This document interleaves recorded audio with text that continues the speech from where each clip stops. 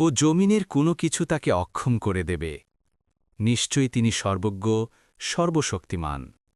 ৪৫ আর যদি আল্লাহ মানুষদেরকে তারা যা অর্জন করেছে তার জন্য পাকড়াও করতেন, তাহলে জমিনের উপর একটি প্রাণীকেই তিনি ছেড়ে দিতেন না। কিন্তু তিনি একটি নির্দিষ্ট সময় পর্যন্ত তাদেরকে বিলম্বিত করে থাকেন।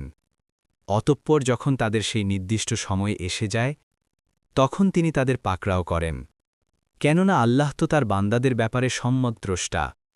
৩৬ সূরা ইয়াসিন আয়াত ৮৩ মাক্কি। পরম করুণাময় অতি দয়ালু আল্লাহ নামে। ১ ইয়াসিন। ২ বিজ্ঞানময় কুরআনের শপথ। ৩ নিশ্চয় তুমি রাসূলদের অন্তর্ভুক্ত। ৪ সরল পথের উপর প্রতিষ্ঠিত। ৫ এ কুরআন মহাপরাক্রমশালী পরম দয়াময় আল্লাহ কর্তৃক নাজিলকৃত। ৬ যাতে তুমি এমন এক কওমকে সতর্ক করো যাদের পিতৃপুরুষদেরকে সতর্ক করা হয়নি, কাজেই তারা উদাসীন। ৭ অবশ্যই তাদের অধিকাংশের উপর আল্লাহর বাণী অবধারিত হয়েছে, ফলে তারা ঈমান আনবে না।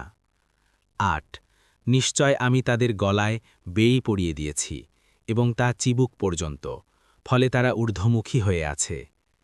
৯ আর আমি তাদের সামনে একটি প্রাচীর ও তাদের পিছনে একটি প্রাচীর স্থাপন করেছি, অতঃপর আমি তাদেরকে ঢেকে দিয়েছি, ফলে তারা দেখতে পায় না। ১০ আর তুমি তাদেরকে সতর্ক করো অথবা না করো, তাদের কাছে দুটোই সমান, তারা ঈমান আনবে না।